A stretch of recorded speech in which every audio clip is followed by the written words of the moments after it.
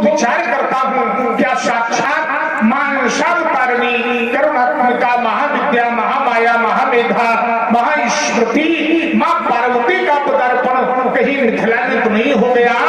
मां विचार करता हूँ कि भगवान शंकर के वो सुरम्य सुशोभित बाणांग आसन को बिहाए तुम यहाँ मिथिला क्या करने चली आई हो मैया।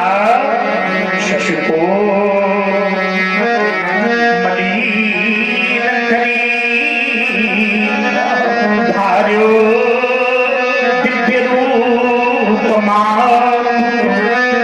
मैया शंभु को बिहाय तुम्हें मिथिला नहीं आना था। क्यों चुनी है समाज कुछ शिवद्रोहियों की भी यहाँ पर करने भर कृपाणियों खबर भी लाना था।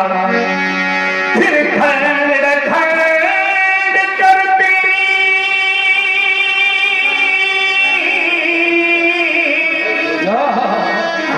नृपति नृपालन झुंड होके भीषण शिवद्रोही मिटाना था। मैया को बताना था गजानन को या फिर पुत्र परशुधर को मां साथ में लाना। जनक यह अलौकिक बालिका तुम्हें कैसे प्राप्त हुई मुझे शीघ्रता से अवगत कराओ। यह बालिका हमारी आत्मजा नहीं अभी तो धरात्मजा है, लेकिन इसकी प्राप्ति के विषय कुछ ऐसा है, श्रवण करें देवता। कि हल कर क्षण महिका किया तो प्रकटी सुता अभिराम है और रानी सुनैना ने पाला इसे और नाथ सीता नाम है। तो यह वही कन्या है ईश्वर जो सन्मुख शोभा पाती है। और चाहता हूँ कि तो आशीर्वाद इसको भगवान ये चरणों में शीश झुकाती है। देवर्षि नारद के कथनानुसार कुंडली क्षेत्र में जब दक्षिणाभिमुख होकर तुमने दर्शन कार्य किया तो यह कन्या तुम्हें प्राप्त हुई।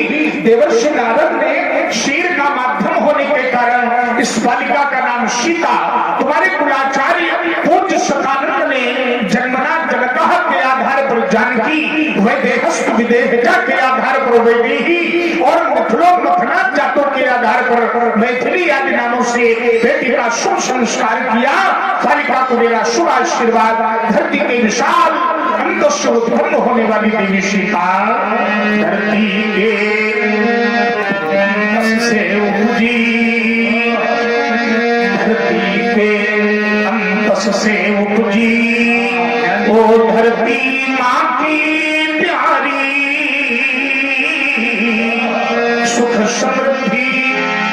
सुख समृद्धि सौभाग्यवती भव बेटी जन्म दुलारी अमर रहे। तबलों सिर सिंदूर जबलों गंगा की धारा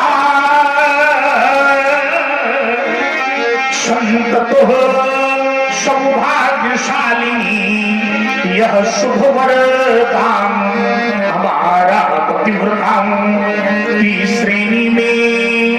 संसार में जितनी भी पतिव्रता स्त्रियां हैं जनक उनमें सीता का अग्रगण्य नाम होगा, प्रथम गिना जाने वाला नाम होगा पतिव्रताओं की श्रेणी में। अब पहला भाग तुम्हारा अतुलनीय अनुराग पति से सीते सुभग तुम्हारा इसके जीवन की एक विशेषता होगी, इसका पति हो जग का राजा, इसका पति समग्र विश्व का स्वामी होगा, इसका पति हो जग का राजा, ये बने विश्व की रानी, इतिहास के स्वर्णिम अंकों में लिख जावे अमर कहानी। सौभाग्यवती भव, कल्याणवस्तु भव, दिव्य जीवी भव, यशस्वी भव, ले जाओ जगत बालिका को अंतः महल में सुशोभित करो, हमारा शुभ आशीर्वाद।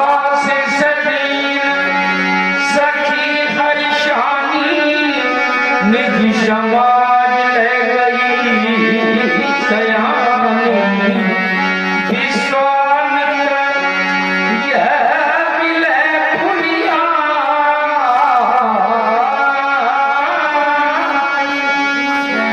आइएगा धन हो भाग्य हमारे।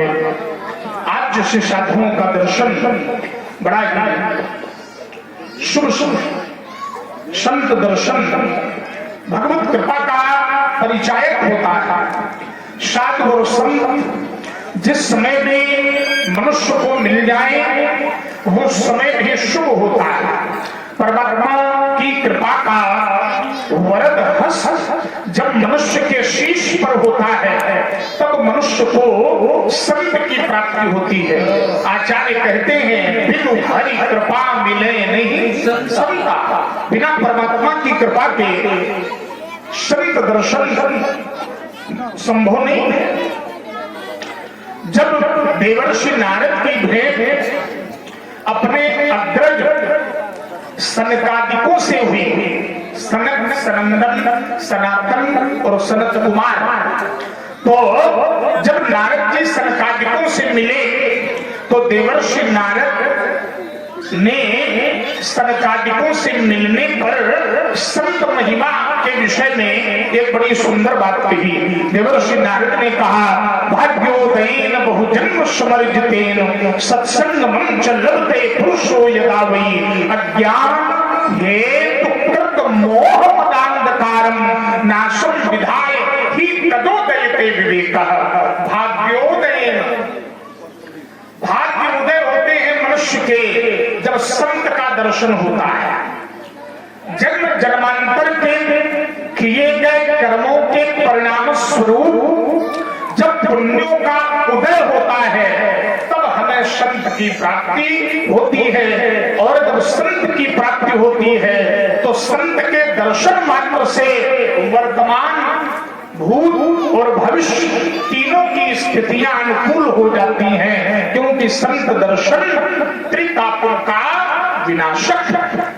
माता गंगा हम सभी के पापों को समाप्त करती हैं।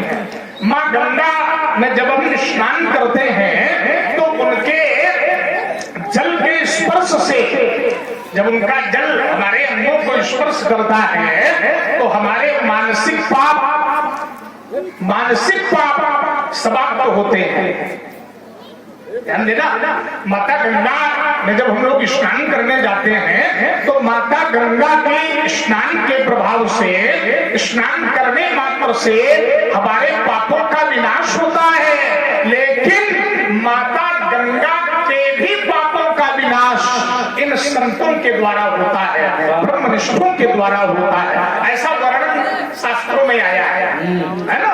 पुराण तिलक में भी जहाँ माता गंगा का अवतरण महात्मा वेदव्यास जी ने दर्शाया, वहाँ ऐसी बड़ी सुंदर कथा है। आप मिले, हमें बहुत अच्छा लगा। जानना चाहता हूँ आपके जीवन में सब प्रकार की कुशलता है, आप मुझे यह अवगत करावें। महात्मा वर्तमान समय में पूर्ण कुशलता है। जैसी कुशलता हमारी है, मैं चाहता हूँ समाज के प्रत्येक व्यक्ति की इसी प्रकार की कुशलता हो। सब पूर्ण आनंद की ओर अग्रसर हो। सदैव भवन्तु सुखिनः, सर्वे सन्तु निरामयाः, सर्वे भद्राणि पश्यन्तु मा कश्चित् दुर्भाग् भवेत्। यह वेद वाक्य यथार्थ में समाज रूप में देखा जाए ये कल्पना है हमारी। श्री राम जी इधर आओ। जिन संत का आप दर्शन कर रहे हैं, आप हमारी अग्रजा सत्यवती जी जो वर्तमान समय में कौशकी नदी के रूप में प्रवाहित हो रही हैं, यशस्वी बौद्ध बाल ब्रह्मचारी महात्मा परशुराम जी देख रहे हो परस्पर। ये चूका न कभी हस्त गले काटता रहा, पहना कुठार रक्त वशा चाटता रहा, भागे भगोद धीर भेड़ा तीर न कोई, मारे मही पुत्रंत बचा तीर न कोई। सुप्रसिद्ध परशुराम रेणुका कुलान है, महिमा अखंड ब्रह्मचर्य की मानते हैं। प्रतापी पुरुष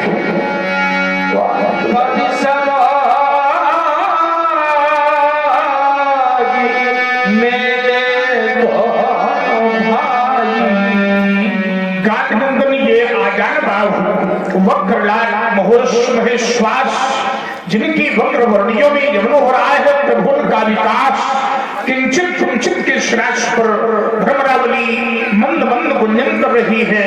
कंभ कपोल चारुग्रीव शुंडाकार भुजदंड, भुजाओं में छात्र गर्भ, ये कोटि कंदर्प दर्प दलनशील, कोटि मारकंड को मलिन कर देने वाला, प्रभात कुंजलित प्रकाश में पावन कलेवर, मानो अमा निशा का वक्षस्थल विदीर्ण कर बाल भास्कर युगल स्वरूपों में मेरे नैनों के समक्ष प्रतिभा संपन्न हो रहे हैं गाधे। ये कलिंग नंदनी कालिंदी भानुजा यमुना, ललाट वाली धारणी गौरवर्णिया गंगा, ब्रह्म विचार सार पद्मा सरस्वती सायामल गंग संगम। आज यहाँ तीनों नदियां एक साथ, ये श्याम वर्ग बालक यमुना के समान, ये श्याम यमुना, वो गौर गंगा, श्याम कर्म की यमुना, गौर भक्त की गंगा, और इन दोनों के मध्य में आप ज्ञान की सरस्वती। और जहां ये तीनों नदियां मिल जाएं, गंगा यमुना और सरस्वती, तो स्थान बन जाता है प्रयाग। ये मिथिला संत समाज प्रयाग, व्यासपीठ पर याज्ञवल्क्य अक्षय वट के सदृश में तीनों काल एक साथ प्रयाग में, वर्तमान भूत और भविष्य, भूत के रूप में आप, अतीत के रूप में आप, वर्तमान के रूप में मैं, और भविष्य के रूप में ये दोनों बालक। किनके भविष्य है? कस्य पुत्रो स्तः इमो प्रणाम कर्तारो राजपुत्रो यश भ्रियो छात्र द्रव्यो तिरस्कृत कार्यमुखो तिरस्कृत मदनमुखो बालो कस्य पुत्रो स्तः। किनके पुत्र है? कस्य क्रोड़े हसन, क्रोड़े माने गोद, किस माँ की गोदी के खेलने वाले लाल हैं। अनयो परिचय, इनका क्या परिचय है? भगवान आप मां मुझे दत्तक प्रदान करें। ये दोनों राजकुमार किन यशस्वी राजा के करें। महात्मा ये दोनों राजकुमार शरीर तटवासी चक्रवर्ती सम्राट महाराज दशरथ के पुत्र हैं।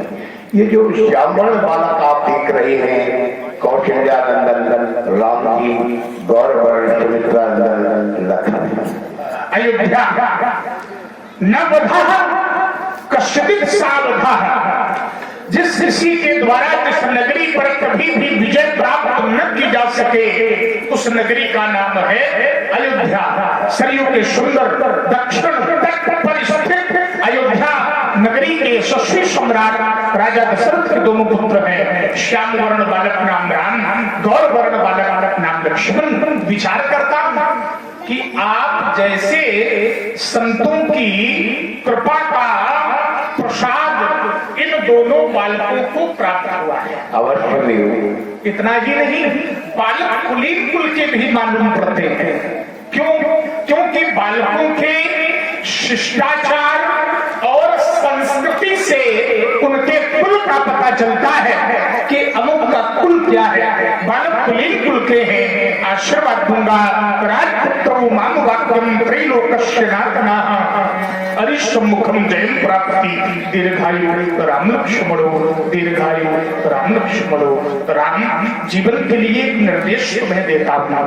भविष्य में यदि कभी भी उस राज सिंहासन पर बैठने का अवसर तुम्हें प्राप्त हो तो सिंहासन पर बैठकर कभी भी निज मानवता को मत नापना। क्यों?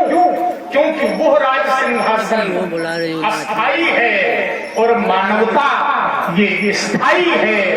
राज सिंहासन तो बदल जाते हैं लेकिन मानवता कभी नहीं बदलती। राम उस सिंहासन से उतरकर इन संतों की, दीनहीनों की, ब्राह्मणों की, गरीबों की झोपड़ियों में झांक कर जब दरिद्र के नैनों में उस अनादि ब्रह्म का दर्शन तुम करोगे तो यही समाज के लोग, यही संसार के लोग तुम्हें लोक नायक राम कहेंगे, लोक नायक राम कहेंगे, लोक नायक राम कहेंगे। शश्वी भव, कल्याणमस्तु भव, दिव्य जीवी भव। ले जाइए बाबा बालकों को, मंचासीन करें, हमारा शुभ आशीर्वाद।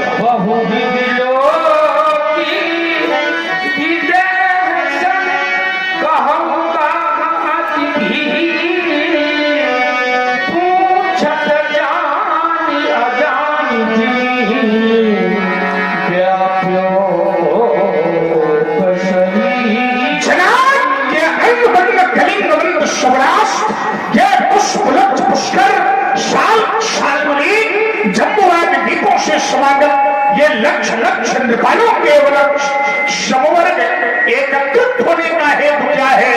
ये राजागण यहाँ क्यों आए हैं? क्या कारण है इसका? शीघ्रता से अवगत कराओ।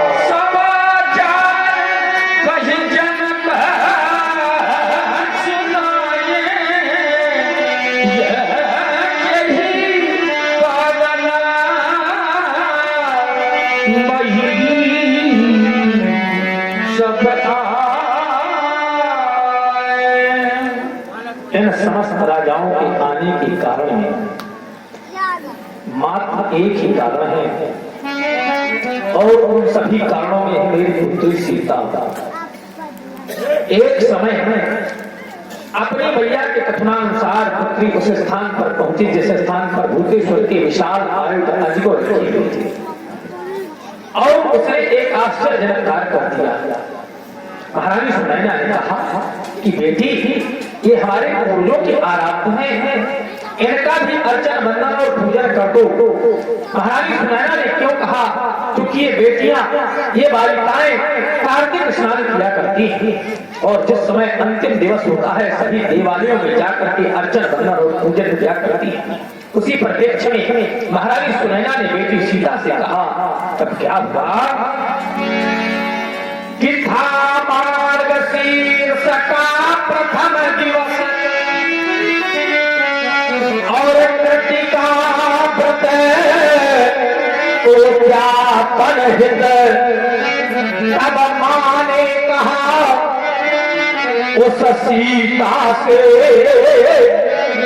कर भूमि शुद्ध धनु पूजन। क्या हुआ?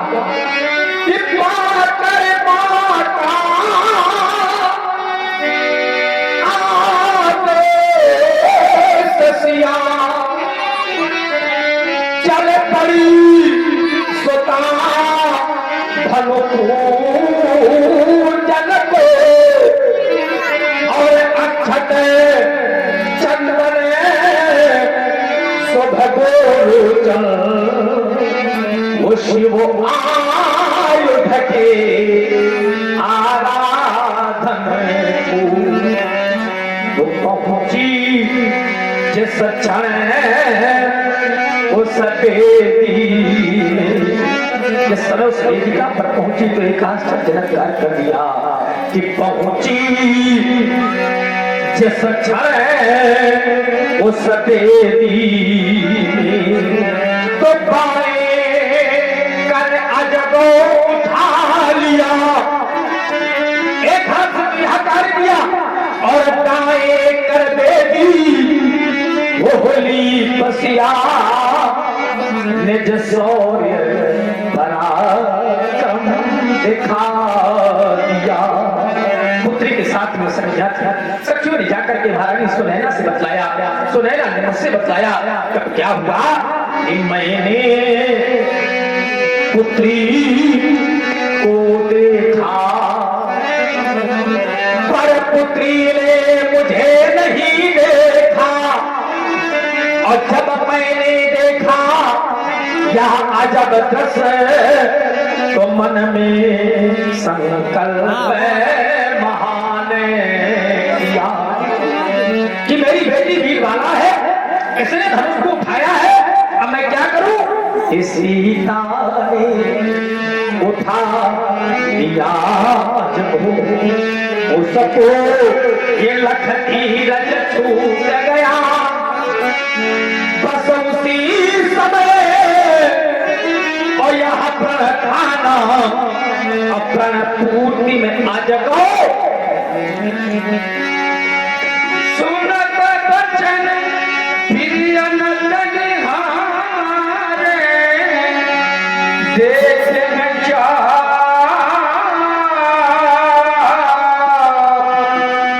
खंड जा क्या क्रमदम पार्वती का पूजनीय पात्र भगवान शंकर का ब्रह्म प्रियारी भुजगो ब्रह्मर्षि दधीच का स्मारक आर्यवर्त का गौरव भैया गणेश का प्रिय धनुष अजगो खंडित हो गया।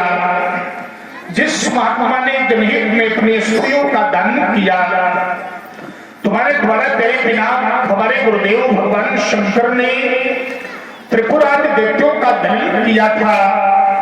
तब पूरा विश्व तुम्हारी जय जयकार कर रहा था मैया के बार बार मना करने पर भी हमारे गुरुदेव भगवान शंकर ने तुम्हें जनक के पूर्वज देवराज को दे दिया।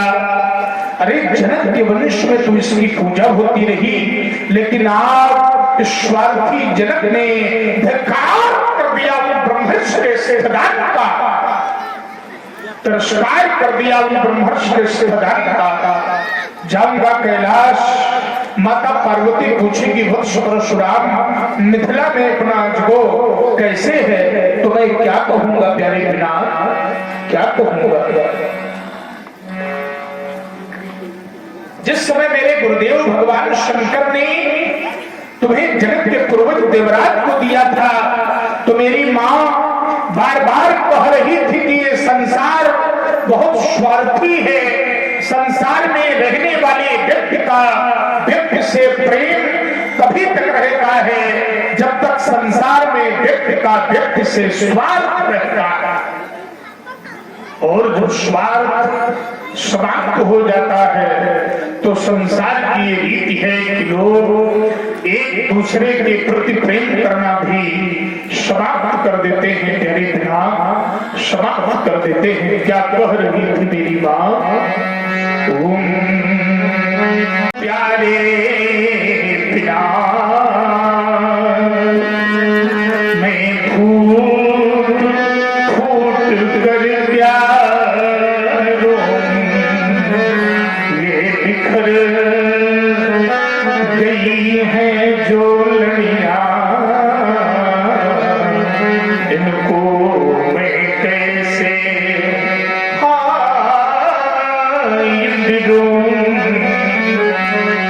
अजगो तुमने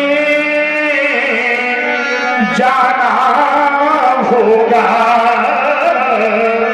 धनुखंडन हार मनस्वी को अजगो तुमने देखा होगा उस नद के हरी यशस्वी को। बोलो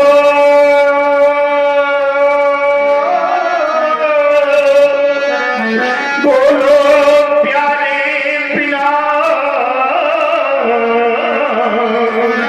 तुम हुए धराशायी कैसे तुम पर रक्षित था सुरमंडल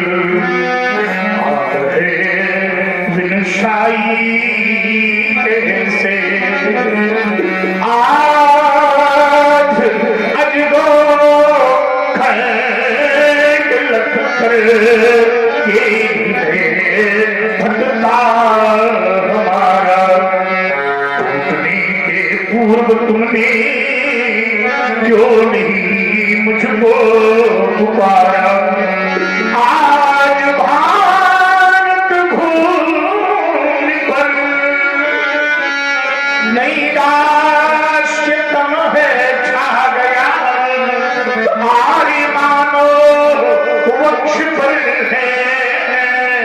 आपको वज्र चला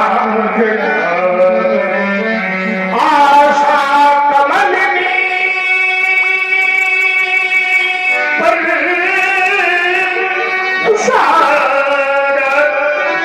पात क्यों ढाया गया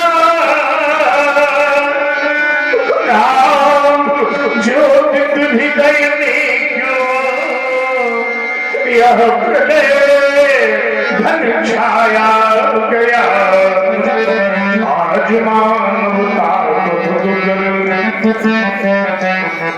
आज मानवता फटक कर रो पड़ी बनते सहारा टूटने के पूर्व तुमने क्यों नहीं मुझको पुकारा प्यारे ज्ञान आशुतोष के प्राण प्यारे आशुतोष के प्राण प्यारे माँ पार्वती के हृदय दुलारे ये दुर्गति हो गई तुम्हारी हाँ और तुमने मुझे पुकारा क्या मुझ पर विश्वास नहीं था पहले भी जल था जीवन था धरती थी अंबर नंदन था ज्ञान शक्ति वैभव कंचन था हुआ नहीं पर तुम कहीं था तुमसे पहले भी पतझड़ था तुमसे पहले भी पतझड़ था हाथ पर हंसता मधुमास नहीं था मुझ पर विश्वास नहीं था अरे मित्र तुम्हारे ना रहने मित्र तुम्हारे ना रहने की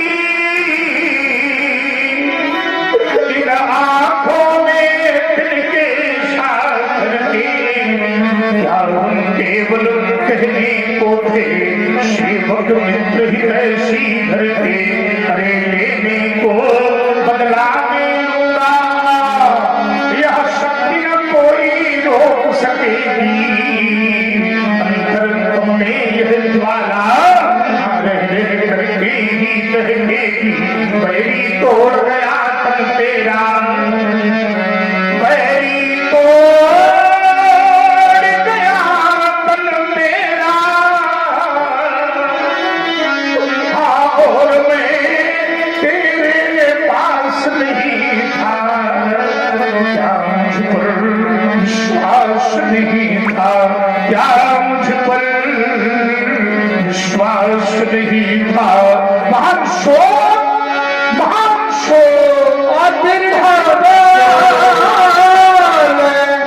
वचन कठोरा कहु जय जनक धनुष के तोरा खड़ा हो गया है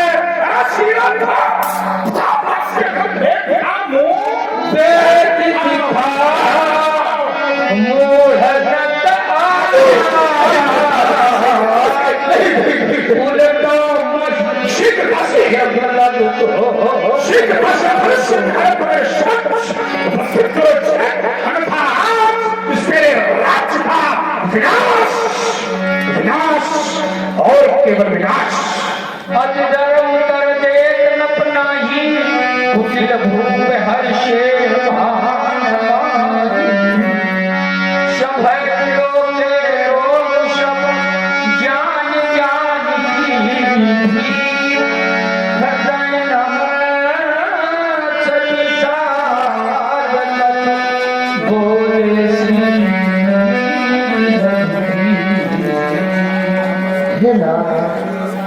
भगवान शिव के इस पावन पुनीत आयुध का खंडन करने वाला कोई आपका एक दासी ही होगा। हे नाथ, तोड़ा जिसने धनु ये शिवा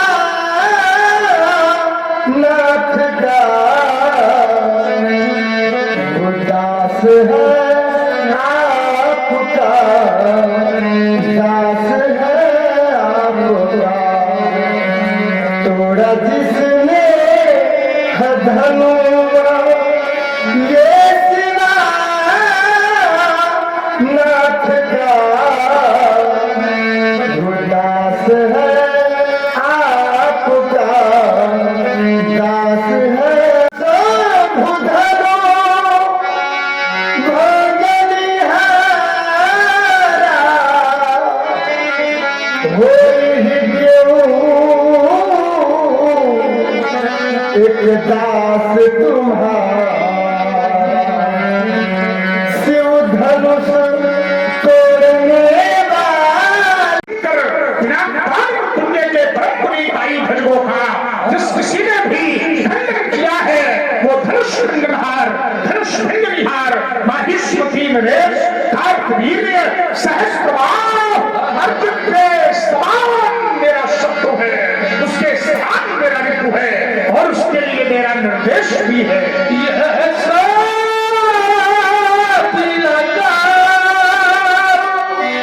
बिहारी समाजा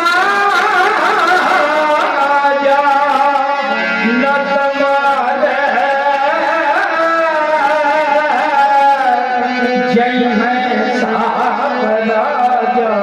धनुष तोड़ने वाले को तुम इस राज समाज से अलग कर दो राम, या धनुष तोड़ने वाला स्वयं इस राज समाज से अलग हो जाए, या ये राज समाज ही धनुष तोड़ने वाले को अलग कर दे।